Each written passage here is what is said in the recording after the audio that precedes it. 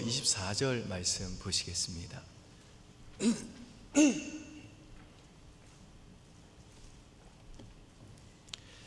마태복음 6장 우리 19절에서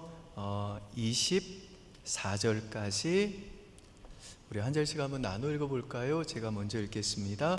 너희를 위하여 보물을 땅에 쌓아두지 말라. 거기는 좀과 동록이 해하며 도둑이 구멍을 뚫고 도둑질하느니라. 오직 너희를 위하여 보물을 하늘에 쌓아두라. 거기는 좀이나 동록이 해하지 못하며 도둑이 구멍을 뚫지도 못하고 도둑질도 못하느니라. 내 보물이 있는 그곳에는 내 마음도 있느니라. 눈은 몸의 등불이니 그러므로 내 눈이 성하면 온몸이 밝을 것이요 눈이 나쁘면 온몸이 어두울 것이니 그러므로 내게 있는 빛이 어두우면 그 어두움이 얼마나 더하겠느냐. 한 사람이 두 주인을 섬기지 못할 것이니 혹 이를 미워하고 저를 사랑하거나 혹 이를 중히 여기고 저를 경히 여김이라. 너희가 하나님과 재물을 겸하여 섬기지 못하느니라. 아멘. 네, 우리 다들 연휴 때문에 바쁘신 중에도 오늘 예배 오셨는데요. 우리 양옆에 있는 분들 환한 얼굴로 사랑합니다, 축복합니다 그렇게 인사하겠습니다. 네. 산상순 28번째 시간입니다. 오늘 본문에 보시면 예수께서 이렇게 말씀하십니다. 너희를 위하여 땅에 쌓아두지 말고 너희를 위하여 보물을 땅에 쌓아두지 말고 오직 너희를 위하여 보물을 하늘에 쌓아두라. 이 말씀을 듣고 어떤 분들은 예수께서 지금 저축이나 보험, 주식, 투자 같은 걸 하지 말라고 하시는 건가 라고 오해를 합니다.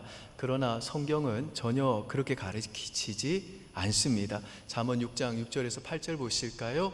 시작. 개미에게 가서 그가 하는 것을 보고 지혜를 얻으라.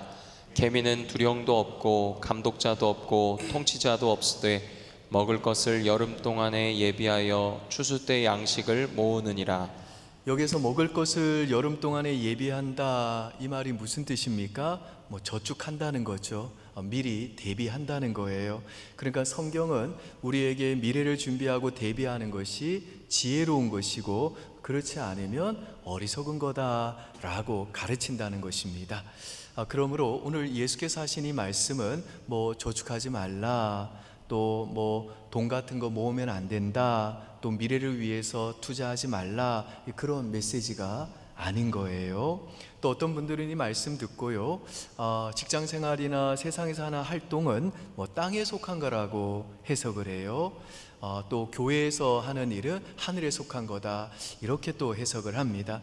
이분들은 오늘 예수께서 하신 말씀 중에 땅이나 세상이라는 단어를 종교적인 활동과 비종교적인 활동을 나누는 기준으로 해석을 하는 거죠. 아닙니다.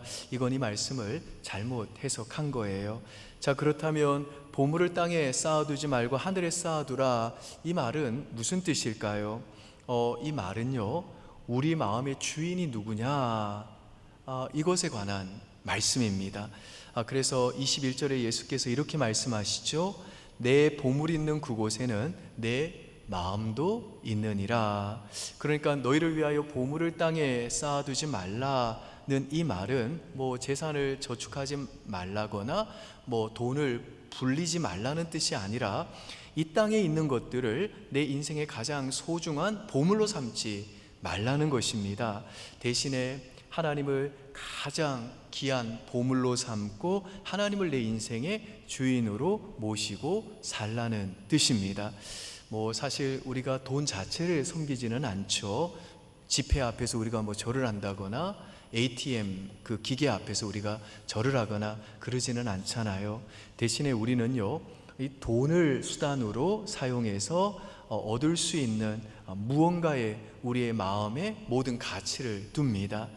돈이 있으면 안전할 것 같고, 돈이 있으면 내가 좀 하고 싶은 일을 할 수 있는 자유가 있을 것 같고, 내 삶에 예기치 못하게 일어나는 많은 일들을 돈이 있으면 내가 그래도 통제할 수 있는 힘이 생길 것 같은 거예요. 반대로 돈이 없으면 내가 좀 하찮게 느껴지고 좀 무가치하게 느껴지는 그런 경험들이 있기 때문에 돈을 우리 인생에서 가장 소중한 보물로 삼고 우리 인생의 주인으로 떠받드는 거죠. 그래서 오늘 본문에서 예수님은요, 재물과 하나님이 항상 자리 다툼을 한다. 항상 특별히 그 재물, 이 돈은 하나님과 언제나 경쟁 관계에 있다라고 말씀하십니다. 돈은 항상 하나님 위에서 하나님 자리에서 우상처럼 군림하려 든다는 거죠. 돈이 우리에게 늘 다가와서 너는 돈이 있어야 안전하다라고 속삭이면서 우리 인생의 주인이 되려고 한다는 것입니다. 이처럼 우리 인생에서 돈이 하나님 자리를 차지하려고 하기 때문에 오늘 예수께서는 너희는 하나님과 재물을 겸하여 섬기지 못한다 말씀하십니다. 24절 보실까요? 시작. 한 사람이 두 주인을 섬기지 못할 것이니 혹 이를 미워하고 저를 사랑하거나 혹 이를 중히 여기고 저를 경히 여김이라. 너희가 하나님과 재물을 겸하여 섬기지 못하느니라. 자, 그러면 왜 보물을 땅에 쌓아두면 안 될까요? 왜 이 땅의 것들을 나의 가장 소중한 보물로 삼으면 안 될까요? 왜 돈을 내 인생의 주인으로 삼으면 안 될까요?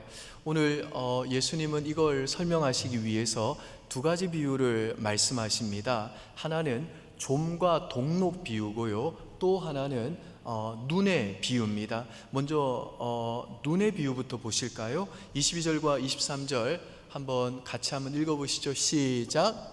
눈은 몸의 등불이니 그러므로 내 눈이 성하면 온 몸이 밝을 것이요 눈이 나쁘면 온 몸이 어두울 것이니 그러므로 내게 있는 빛이 어두우면 그 어둠이 얼마나 더하겠느냐. 여기 보시면 예수께서 보물 이야기와 주인 이야기를 하시다가 갑자기 눈 이야기를 하시죠. 얼핏 보면 이게 좀 뜬금없이 보입니다만 이 말씀은요, 탐욕이 우리의 삶에 어떤 결과를 가져오는지 설명해 줍니다. 그러니까 돈에 대한 탐욕이 우리 삶에 어떤 결과를 가져다 주는지 예수님이 설명하기 위해서 이 눈이라는 비유를 들어 설명하셨다는 거죠. 만약에 지금 이 예배당에 아무리 이렇게 밝다고 하더라도 만약에 내 눈이 어둡거나 또 내가 시각 장애인이라면요, 나는 아무것도 볼 수 없겠죠. 모든 것이 어둠 속에 있는 것과 같을 거예요. 더 나아가 우리 눈에 이게 문제가 생겨서 보이지 않게 되면요, 손이나 발 같은 다른 우리 몸의 모든 다른 기관들이 제 기능을 발휘하지 못하게 되고 우리의 온몸이 어떻게 되겠습니까? 어둠 속에서 방황하게 될 거잖아요.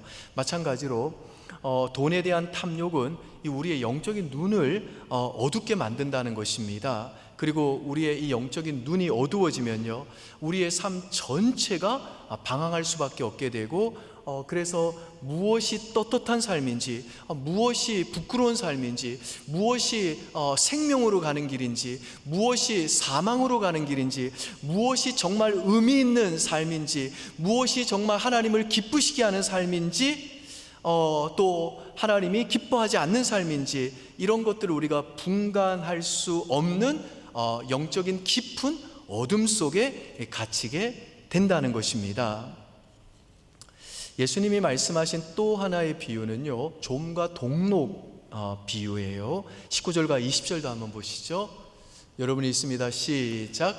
너희를 위하여 보물을 땅에 쌓아두지 말라. 거기는 좀과 동록이 해하며 도둑이 구멍을 뚫고 도둑질하느니라.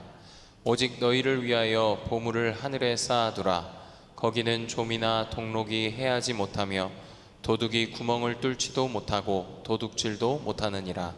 여기에 나오는 좀은 나방의 일종입니다. 동록은 잘 아시다시피 녹이에요. 녹이 쓸다 할 때 그 녹을 가리킵니다. 예수님 당시에는 이 겉옷이나 노쇠로 만든 직기들이 있죠. 이게 굉장히 중요한 재산이었습니다. 그런데 이 나방의 일종인 좀이 그 재산의 중요한 재산의 일부였던 그 겉옷을 갉아 먹거나 또 이 녹이 쇠를 상하게 해가지고 재산을 읽곤 했습니다. 그러니까 예수께서는 이 좀과 동록 비유를 말씀하시면서 돈이 약속하는 그 안정과 자유가 허상임을 지금 지적하시는 거예요. 그거 환상이라는 거예요. 돈은 우리에게 안정과 통제력을 줄 것처럼 약속하지만 돈은 결국 아무것도 통제하지 못한다는 것입니다. 돈은요, 우리 앞에 일어나는 예기치 못한 일, 그런 비극을 멈출 수 없고 또 관계가 깨지는 것을 막아주지 못합니다. 더 나아가 예수께서 말씀하신 이 좀과 동록, 그리고 이 도둑의 궁극적인 정체는 뭐냐면 죽음입니다. 죽음. 우리가 아무리 세상에 가치 있는 것들을 수집하고 안전하게 지키려고 해도 결국 우리가 그걸 떠나야 된다는 거예요. 내가 아무리 내 돈을 잘 지켜낸다 할지라도 우리 인생에는 결국 죽음이라는 이 도둑이 찾아와 가지고 우리의 생명을 훔쳐 간다는 것입니다. 그러니까 예수께서 오늘 이 보물을 땅에 쌓아두지 말고 또 말라, 또 내 보물 있는 곳에 내 마음도 있다 라고 하신 이 말씀은요, 이 땅에서 영원히 살 것처럼 생각하는 그 인생관을 지금 경고하시는 거예요. 여러분, 사실 이 재물이라는 건 그 가치가 쉽게 사라지는 게 아닙니다. 뭐 돈이란 돌고 돌아서 돈이다 라는 이야기가 있습니다만은, 뭐 여러분 살아보셔서 알겠습니다만은 이거 좀 틀린 말 같아요. 돈은 잘 안 돕니다. 제 손에 들어온 돈은요, 제 아내의 지갑을 통해서만 돌아요. 그리고 제 수중에 들어온 돈은 금방 또 빠져나가서 도는 것 같은데, 이게 어떤 사람들, 특별히 부자들의 주머니에 들어간 돈은요, 절대로 안 나옵니다. 나오지를 않아요. 그래서 몇 대에 걸쳐 가지고 부자로 사는 사람들이 많잖아요.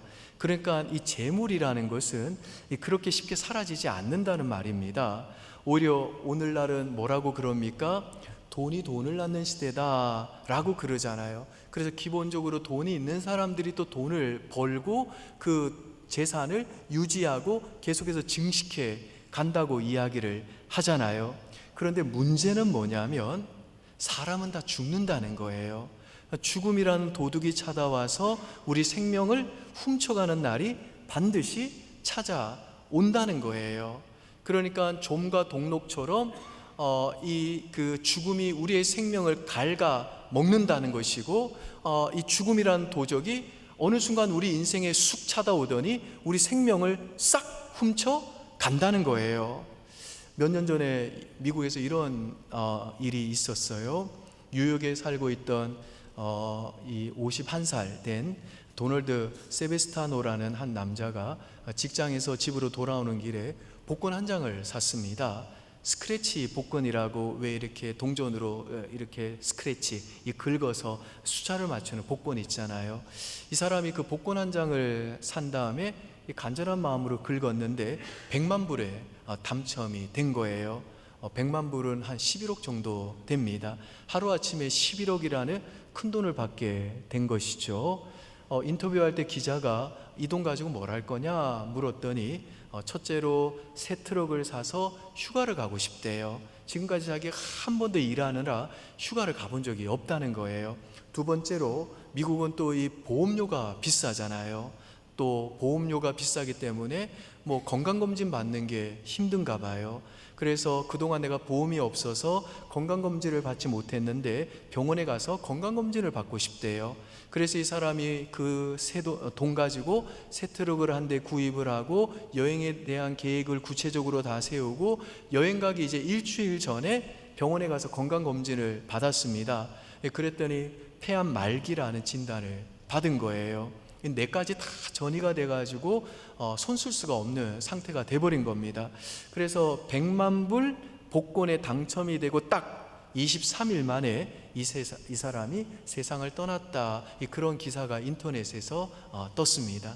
어떤 분은요, 또 이 좀과 동록 비유를 설명하면서 이런 이야기도 하셨어요. 그림을 너무너무 사랑해가지고 평생 귀한 그림들을 수집한 한 사람이 있었답니다. 그의 서재에는요, 명화들이 가득했어요. 이 그가 수집했던 이 그림들은요, 다 영구적인 가치가 있는 것들이었기 때문에 두고두고 사랑을 받을 만한 그림이었고, 이 사람은 그 그림들을 끔찍하게 좋아했습니다. 그래서 이 사람은 그 그림들을 매일 만지고 매일 쓰다듬고 그렇게 또 매일 서재에 들어가서 그 그림들을 보면서 감탄하고 그 그림들을 너무너무 아꼈어요. 그런데 어느 날 밤중에 그 집 하인이 2층을 지나가다 보니까 서재의 문이 조금 열려 있는데, 그 서재를 통해 들여다보니까 그 주인이 그림을 이렇게 만지고 쓰다듬으면서 울고 있는 거예요. 그리고 계속해서 한마디만 하고 있더래요. 그 그림들을 이 주인이 쓰다듬으면서 내가 곧 너를 떠나야 한다. 내가 곧 너를 떠나야 한다. 여러분, 이 복권에 당첨된 그 11억 원이라는 돈의 가치와 그 그림의 가치는요, 쉽게 사라지는 거 아닙니다. 그 가치 그대로 있을 것이고, 어쩌면 그 자녀들이 그 돈의 가치가 주는 유익을 누릴지 몰라요. 그러나 문제는 재물이 떠나는 게 아니라 우리가 곧 떠난다는 거예요. 우리 인생이 그렇게 짧다라는 것입니다. 죽음이라는 도적이 우리에게 찾아와서 우리의 생명을 훔쳐가는 그날이 곧 온다는 거예요. 그래서 오늘 예수께서 이렇게 말씀하시는 겁니다. 너희를 위하여 보물을 땅에 쌓아두지 말고 오직 너희를 위하여 보물을 하늘에 쌓아둬라. 여러분, 이 보물을 땅에 쌓아두지 말고 하늘에 쌓아두라, 이게 무슨 뜻이라고 했습니까? 이 땅에서 영원히 살 것처럼 착각하지 말라는 거예요. 이 땅에 있는 것들을 그래서 보물로 삼지 말고 하나님, 그 영원하신 하나님, 그 영원한 삶이 보장된 하나님 나라, 그것들을 중요한 보물로 삼고 살라는 거예요. 돈이 내 인생의 안정과 통제력과 내가 가치 있다는 존재감을 준다고 믿고 돈을 내 인생의 주인으로 모시고 살지 말고 하나님을, 영원하신 그 하나님을, 그 변치 않는 하나님을 내 인생의 주인으로 모시고 살라는 것입니다. 여러분, 이 돈이 우리 인생의 주인이 되잖아요. 그러면 내 생명이 이제 돈에 달려있기 때문에 내 생명을 붙들고 있는 그 돈에게 이제 내 존재가 붙잡히게 됩니다. 그래서 그 돈이 이제 내 인생을 지고 흔들면서 나를 향해서 호통을 치기 시작을 하는 거예요. 돈이 내 인생의 주인이기 때문에 왜 내 말 안 들어? 왜 내 뜻대로 살지 않냐? 그렇게 돈이 내 삶을 자꾸만 뒤쫓아와가서 내 멱살을 잡고 나를 막 몰아붙이기 시작할 거라는 거예요. 그래서 프랑스 신학자인 자크 엘룰이라는 신학자가 하나님이냐 돈이냐 라는 책에서 뭐라고 했냐면요, 사람이 돈을 쫓는다고 생각하지요? 그렇지 않습니다. 이제 돈이 사실 사람이 필요한 겁니다 라고 그랬어요. 그러면서 이런 말을 합니다. 한번 들어보십시오. 돈이 필요하다고 생각하는 것은 큰 착각이다. 돈이 엄청나게 필요할 수 있다. 그러나 사실은 돈이 사람을 필요로 한다. 돈이 사람을 얽매여 돈의 법칙에 따라 살아야만 하도록 사람을 예속시킨다. 사람은 자유롭게 돈을 사용할 수 없다. 왜냐하면 자기를 끄는 돈의 권세에 소나기에 있기 때문이다. 돈이 이미 하나님이 돼버렸다는 거예요. 그러니까 집주인이 나한테 매달 월세 달라고 하듯이 돈이 나한테 와서 말을 한다는 거예요.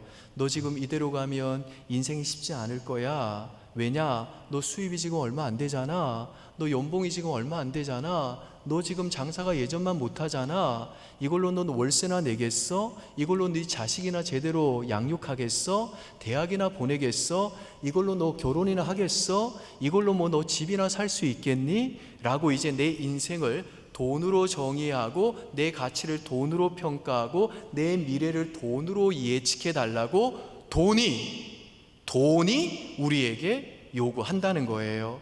너의 미래의 기회는 무엇으로 올까? 돈이 있어야 기회가 많아지지. 그러니까 기회를 살려면 돈을 추구해야 돼. 돈이 네 인생을 지켜주는 거야. 돈이 최고야. 너 지금 왜 안전하니? 돈이 그래도 꽤 있으니까, 네 계좌에 어느 정도 돈이 있으니까 너 안전한 거잖아. 그러므로 너의 미래를 위해서는 지금 너 돈을 모으는 일에 힘써야 되고 그 돈을 지켜야 돼. 그러면 너의 미래의 그 안전도 보장되는 거야. 돈이 이렇게 우리 인생을 지고 흔든다는 거예요. 여러분, 돈은요 다 맞는 말을 해요. 성경도 그게 완전히 틀렸다고 하지 않습니다. 여러분, 성경은 순진하지 않아요. 성경은요 우리 현실을 정확하게 직시하라고 말하고 우리 현실에 대해서 정확하게 말해주는 책이 아주 현실적인 책이 성경입니다. 그런데 이 돈이 하는 말이 맞는 말인데, 돈이 하는 말에는 무슨 문제가 있냐면, 돈이 내 인생의 주인이 되면 내가 더 자유로워지는 게 아니라 돈에게 내가 더 종속이 되게 되고 돈에 대한 책임을 내가 지게 만든다는 것입니다. 그래서 필요한 돈을 더 많이 내가 늘려가면서 내 형편과 능력들을 계속 내 스스로 자책하게 만들고 이 돈을 모으는 일에 더 많이 내가 책임져야 되고 더 많은 부담을 갖도록 우리를 이끌어 간다는 것입니다. 그래서 저와 여러분이 이 돈의 그 부담감 속에 사로잡히는 순간 이 돈에 대한 이 책임을 져야 되기 때문에 돈이 아닌 것, 돈과 관계없는 것, 돈이 벌리지 않는 것에 대한 삶의 열정은 이제 의미가 없어지는 거예요. 그 열정이 다 사라져 버리게 된다는 것입니다. 그리고 돈이 벌리지 않는 것에 대해서는 자꾸만 위축이 돼요. 돈을 벌 수 없는 내 능력에 대해서 자꾸만 한탄하게 되고 또 내가 하고 있는 이 일을 하고 싶지가 않아요. 왜냐? 내가 이 일 해봐야 돈 잘 못 벌거든요. 오히려 지금 내가 버는 이 돈으로는 부족한데 하면서 미래에 대한 불안과 다른 사람과의 그 비교로 인한 열등감과 혹은 또 우월감으로 인해서 내 삶이 그런 것들에 의해서 어느새 사로잡히기 시작한다는 것입니다. 남자친구와 여자친구와의 관계에서도 이 돈을 뛰어넘어서 판단해야 되는 중요한 가치가 있는데 이제 자신이 없는 거예요. 왜냐? 내 인생의 주인이 돼버린 돈이 내 이성관계까지, 내 결혼 문제까지 쫓아와서 뭐라고 그러냐? 돈 때문에 이 관계는 지속할 수 없을 거야. 돈 때문에 너 결혼 못할 걸? 아니, 너 돈 때문에 결혼해도 너 불행할 거야. 너 나중에 애 낳아서도 그 자녀 못 키울 걸? 이렇게 이 얘기를 한다는 거예요. 남편과 아내도 마찬가지입니다. 우리 가정에 어려움이 생기면요 자꾸만 이 쉽지 않을 거야 라고 말한다는 거예요. 왜냐? 너네 지금 돈이 없잖아. 그러니까 이 가정은 지속할 수 없을 걸, 힘들어질 걸, 네 미래는 소망이 없어. 너네 부부관계 계속 지속되더라도 돈이 없는 한 너네 행복 보장 안 돼 라고 하면서 돈이 주인이 되어서 우리를 지고 흔든다는 것입니다. 그리고 돈이 우리 인생의 주인이 되면 돈은요 그 돈에 대한 그 책임과 불안을 돈이 스스로 해결해 주지 않고 사람에게 떠넘깁니다. 그러면서 돈은 우리에게 뭐라고 말하냐? 너는 돈도 없어서 네 재능을 제대로 발휘하지 못하는 것 같은데 그런 너의 인생은 의미가 없는 거다. 너 집 못 구하고 있는데 생활이 되겠니? 너 집 살 돈도 없는데 너는 살아갈 가치도 없다 라는 거예요. 그리고 마귀는요 이 돈을 가지고 우리에게 어떻게 자꾸만 장난치냐? 마귀는 돈으로 나를 죽여요. 너 돈 없으니까 너 인생 이제 살 가치와 의미가 없다는 것입니다. 너 돈이 없기 때문에 이제 너 살아봤자 네 인생은 앞으로 계속 개고생이야. 너 계속 불행할 거야. 이렇게 마귀가 이 돈을 가지고 우리를 죽인다는 거예요. 그래서 오늘날 대부분 자살하시는 분들이 돈 때문에 극단적인 선택을 하잖아요. 이게 마귀가 돈 가지고 장난치는 거라는 거예요. 반면에 우리 하나님은 어떤 주인이시냐면 우리 하나님은요 돈으로 나를 살리는 주인이세요. 히브리서 13장 5절과 6절 보실까요? 시작. 돈을 사랑하지 말고 있는 바를 족한 줄로 알라. 그가 친히 말씀하시기를 내가 결코 너희를 버리지 아니하고 너희를 떠나지 아니하리라 하셨느니라. 그러므로 우리가 담대히 말하되 주는 나를 돕는 이시니 내가 무서워하지 아니하겠노라. 사람이 내게 어찌하리요 하노라. 이 말씀에 보니까 지금 돈을 사랑하지 말고 있는 바로 족한 줄을 알래요. 왜냐? 우리 인생의 주인은 돈이 아니라 하나님이시기 때문에 돈은 나를 버리고 날 이용하고 모든 책임을 나에게 떠넘기지만 우리 하나님은 내가 돈이 족할 때나 부족할 때에든 결단코 나를 떠나지 아니하시고 돈이 나를 돕지 못하는 그 순간에도 언제나 내 인생을 끝까지 책임져 주시고 날 도와주시는 좋으신 내 아버지시기 때문에 너희는 돈 사랑하지 말고 있는 바로 족한 줄 알라는 것입니다. 아멘이세요, 여러분? 그래서 여러분, 만일에 돈이 저와 여러분의 주인이고 그래서 돈의 지배를 우리가 지금 받고 있다면 하나님이 저와 여러분의 삶에 어떻게 간섭하시냐면요, 하나님이 자신의 임재를 우리에게 어떻게 보여주시냐며 하나님이 우리의 삶을 어떻게 인도하시고 그분이 어떤 모습으로 우리에게 나타나시냐면요, 저와 여러분이 주인을 다시 바꾸도록 하기 위해서 하나님은 반드시 돈 문제를 통해서 나타나실 겁니다. 이건 100%입니다. 그러니까 내가 만나는 돈 문제는 무슨 기회냐? 주인이 바뀌는 기회라는 거예요.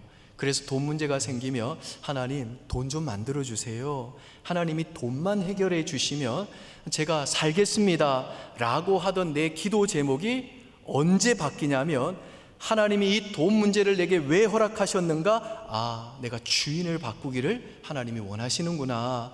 내가 돈이 아니라 내 인생의 참 주인이신 하나님만 의지하도록 이 돈 문제 하나님이 나에게 허락하시는구나 라고 그렇게 내 주인을 하나님으로 바꿀 때 내 도움이 돈이 아니라 나의 도움과 생명은 하나님이십니다. 이 믿음으로 하나님을 붙드는 그 순간부터 우리는요, 돈의 권세로부터 벗어나게 되고 우리 인생을 책임지시고 도우시는 하나님의 일하심을 보게 된다는 것입니다. 여러분, 저와 여러분이 돈 때문에 힘들 때 하나님께서 그 돈 문제에도 반드시 간섭하시고 그 돈으로 힘들어하는 우리를 반드시 도와주실 거라는 이 하나님의 약속, 히브리서 이 13장 5절 6절 이 하나님의 약속을 우리가 믿을 수 있는 증거가 뭘까요? 예수님이세요. 예수님이 그 증거라고요. 여러분, 사람이 언제 가장 비참해집니까? 우리 인생이 제일 비참하다고 느낄 때가 언제입니까? 사람이 가장 가치가 없어지는 때가 언제예요? 사람이 돈에 팔릴 때잖아요. 회사가 나를 그저 시급으로 봐줄 때, 나를 연봉으로만 생각할 때, 사람이 이 자본주의 사회에서 돈에 팔릴 때가 가장 비참한 거 아닙니까? 그런데 우리 때문에 돈에 팔린 분이 계시다는 거예요. 마태복음 26장 14절과 15절 보시죠. 마태복음 26장 14절과 15절 한번 보시겠습니다. 아마 제가 이 자막을 안 드린 것 같은데 제가 읽어드릴게요. 여러분 잘 아시는 가룟 유다 얘기예요. 그때에 12 중에 하나인 가룟 유다라 하는 자가 대제사장들에게 가서 말하되 내가 예수를 너희에게 넘겨주리니 얼마를 주려느냐 하니 그들이 은 30을 달아 주거늘. 이 말씀에 보시면 신이신 하나님이신 예수께서 이 돈의 권세에서 우리를 건지시기 위해 하신 일이 무엇입니까? 그 신이신 하나님이신 예수님이 우리 삶 속에 하나님의 공급하심이 절대로 끊어지지 않기 위해 행하신 일이 무엇입니까?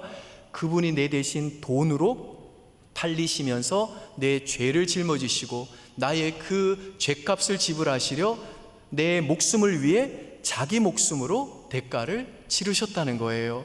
그래서 이 예수 그리스도의 십자가를 볼 때 우리는 뭘 확신하게 되냐면 예수께서 내가 돈의 권세에 지배받지 않도록 돈에 대한 지난날의 나의 모든 실수와 모든 잘못된 그 판단의 그 결과를 다 가져가사 내 목숨을 위해 십자가에서 자기 목숨으로 그 대가를 이미 치르셨기에 돈에 대한 내 과거의 잘못이 내 인생을 절대로 파괴하지 못할 것이다. 지난날의 돈에 대한 나의 실수 때문에 내 삶의 미래가 절대로 막히지 않을 것이다. 이걸 확신할 수 있게 된다는 것입니다. 또한 예수께서 내 삶 속에 하나님의 그 공급하심이 절대로 끊어지지 않게 하시기 위해 내 대신 돈에 팔리셨기에 나는 이제 내 삶을 제대로 볼 줄 알겠다, 해석할 수 있겠다. 나의 무능함과 나의 한계가 하나님의 그 공급을 가로막지 못할 것이다. 그리고 하나님께서 내 대신 그 아들을 돈에 팔리게 하시고 그 목숨으로 내 생명을 구할 정도로 하나님이 그렇게 날 사랑하시는 내 아버지시라면, 돈 때문에 지금 내가 당하는 이 고난은 하나님이 날 사랑하지 않기 때문이 아니라 하나님은 이 돈 문제를 통해 내가 돈이 아니라 하나님을 내 주인으로 바꾸기를 원하시고, 다시 나의 도움과 생명을 돈에 두지 않고 하나님을 믿음으로 붙들게 하시고, 그래서 결국 이 돈 문제가 내게 반드시 유익이 되도록 나를 도와주실 것이다. 이걸 확신할 수 있게 된다는 것입니다. 믿습니까, 여러분? 오늘 여러분 중에 혹시 추석 명절을 앞에 두고 이 재정적인 어려움 때문에 정말 부모님과 조카들 용돈도 넉넉하게 주지 못한 처지 때문에 마음이 위축이 되고 서러운 분들 계십니까? 또 돈 때문에 진짜 앞날이 깜깜하고 내 자식들 내가 어떻게 키울까? 혹은 또 이 돈 문제 때문에 내 인생에는 미래가 안 보인다, 그렇게 스트레스 받는 분들 계십니까? 내가 가진 돈의 정도가 아니라 예수께서 여러분을 위해 흘리신 그 생명, 그 피를 통해 내 인생의 가치와 나의 존귀함과 내 미래의 그 안전함을 확인하십시오. 그리고 지금 돈 문제로 힘들다고 부디 자책하거나 절망 가운데 인생을 포기하지 마시고 그 돈 문제를 통해 다시 한번 주인을 바꾸십시오. 돈이 아니라 하나님을 여러분의 참 주인으로 믿음으로 다시 붙잡으십시오. 그래서 우리의 모든 필요를 공급하시는 좋으신 우리 아버지 하나님의 그 도움의 손길을 날마다 경험하시고, 하나님이 주신 돈을 자족함으로 감사로 받으시고, 또 하나님이 돈을 주셨으며 영혼을 살리고 가난한 자를 구제하고 이웃을 섬기고 정말 이웃들이 다시 살아나는 그 일에 한번 멋지게 사용하고 흘려보내십시오. 이게 바로 보물을 땅에 쌓지 않고 하늘에 쌓는 삶인 줄 아시고 이 복된 길 걸어가는 저와 여러분 될 수 있기를 주의 이름으로 축원드립니다. 축원합니다. 네, 우리 이 시간 하나님 앞에